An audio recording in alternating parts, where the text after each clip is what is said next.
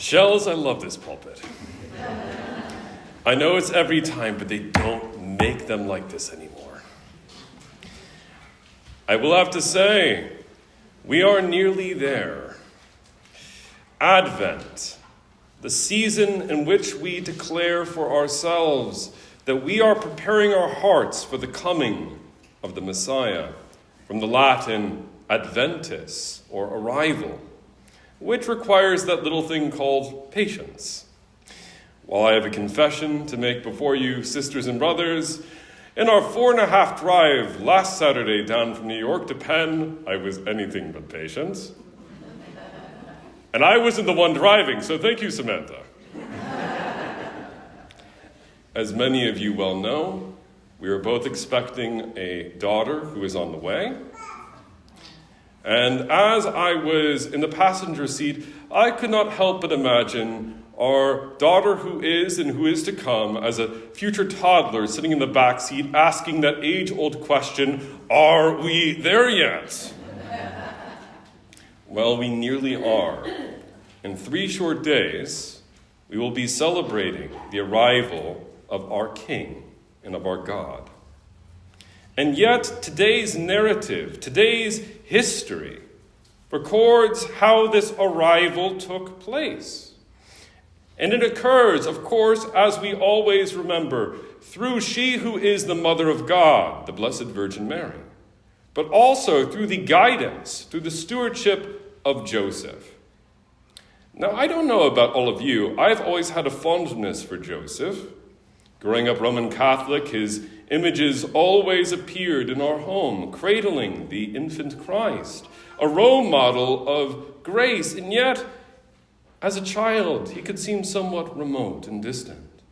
And so it is, I invite us all today to look through the eyes of those ancient Israelite women and men who knew Joseph and who knew Mary, to understand better the Holy Family, that we may prepare our own hearts like them to receive the Christ child, to receive God.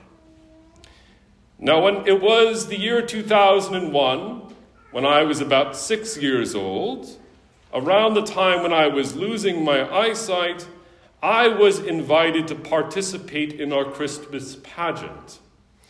And I was told, much to my joy, that I would get to play St. Joseph. Now, of course, I thought, what better role could there be? Apart from the baby Jesus, this is the next most significant male role. Until I discovered he had no lines. For crying out loud, even the sheep had lines. People made buying noises. Even the infant Jesus had lines. Someone made a baby crying noise. And yet Joseph had no lines.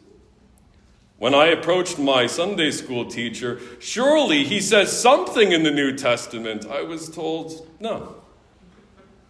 And yet the deeds of a man, and yet the actions of an individual, actum non verbum, speak oceans more sometimes than the highest oratory. And the deeds of Joseph teach us something of the meaning of sacrifice and of love. For one, we can say confidently that Joseph called upon the name of his wife, Mary, with complete and total love.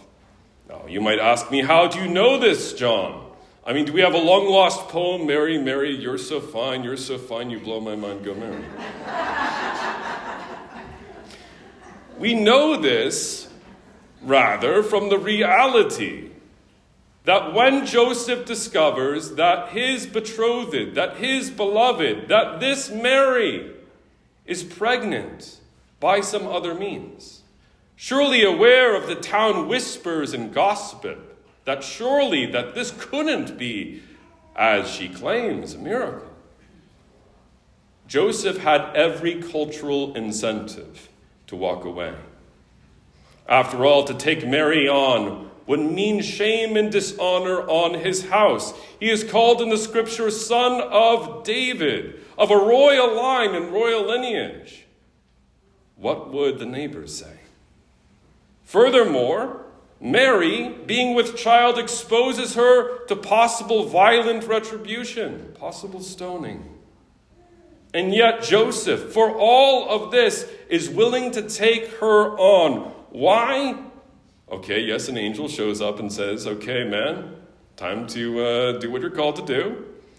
But I equally believe, because he saw in Mary, yes, the love of his life, but also in her, the coming of Emmanuel, the coming of God, born of a virgin, born to us.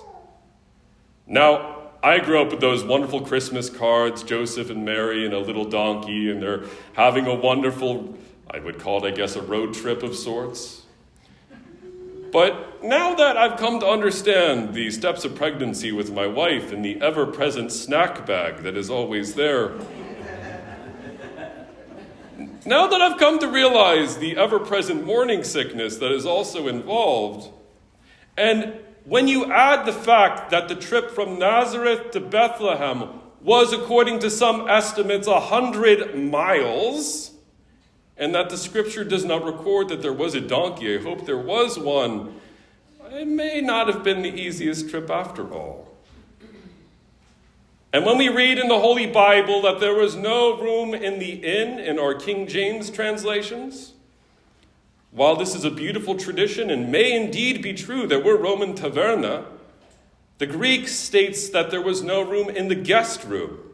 And so it is our Orthodox sisters and brothers of the Eastern Catholic Church believe that there was no room in the familial house of Joseph's family. They were relegated to the stable, to the cave downstairs, where Jesus was placed in a manger, in a feeding trough. Why was God born and set in a feeding trough?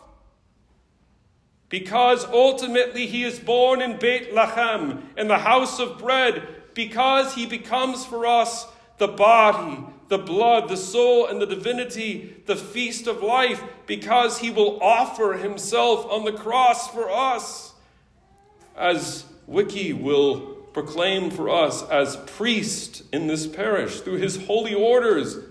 This is my body given up for you. Joseph had everything to lose by saying yes to God, and yet he did so anyway. Sisters and brothers, the holidays are a time of joy.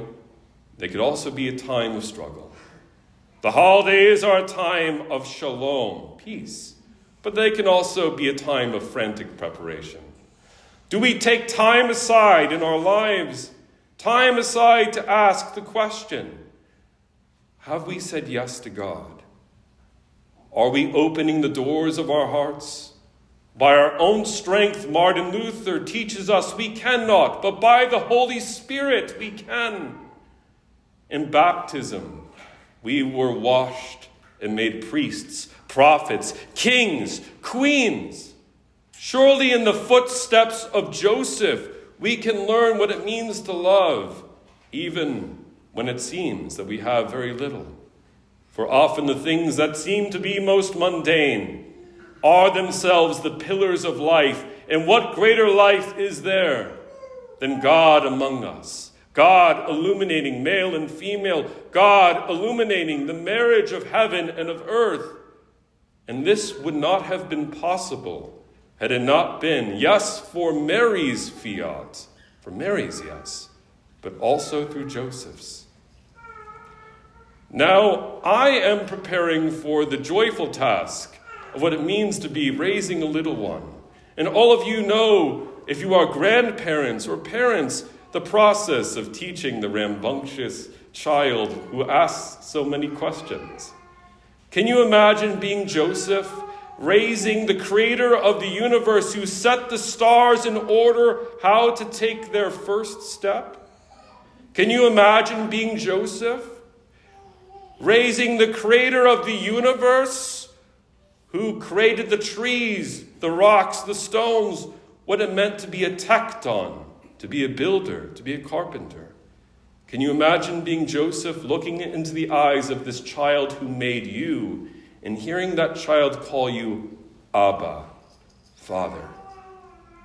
And yet each of us, as Martin Luther teaches us in the small catechism, are called, whether it is in the workplace or the home, whether it is in the street, whether it is among our family, friends, or strangers, to proclaim and to teach Christ. And yet Joseph is purported in Scripture with no words. Perhaps this rather talkative Irish American up here needs to learn what Joseph and St. Francis of Assisi are purported to have declared. Proclaim the gospel always, and only sometimes use words. For the word of God speaks through us, moves us, and illuminates us, not to hide our faith as our culture teaches, not to keep God in a corner, not to smother the light, but to declare that the light of ages has been born in our midst. How can we keep silent? Let our deeds, let our lives reflect what we proclaim here with our lips, that God is with us. Shortly before coming here, before coming down to Pennsylvania, I visited the church where I was baptized in Yonkers, New York. And in Yonkers, there was a nativity set, and there was an empty place for the baby Jesus preparing for 3 days from now, December the 24th. And as I knelt there in the flickering candlelight, I closed these blind eyes of mine. And I remembered how my grandfather, before a fireplace, took out an olive wood nativity set and explained the age-old history of the birth of our Messiah. And as I closed my eyes, I remembered how I heard my little daughter's heartbeat through an ultrasound not long before, and realized in a few short months, the due date's May 25th, pray for us, we will have the privilege of passing on that same age-old memory. The memory that compels us, the memory that moves us, the memory that stirs us up to offer our lives like Joseph, like Mary. In this gift, this is my body given up for you. May we do so. For shells, today in your presence the scripture is fulfilled. When you receive in your hands the bread and wine, the body and blood, the soul and divinity of Jesus, you are cradling the same God whom Joseph and Mary cradled in their arms. The creator of the universe, Jesus Christ, is embracing you. Come, let us rejoice at his feast. In the name of the Father, and of the Son, and of the Holy Spirit.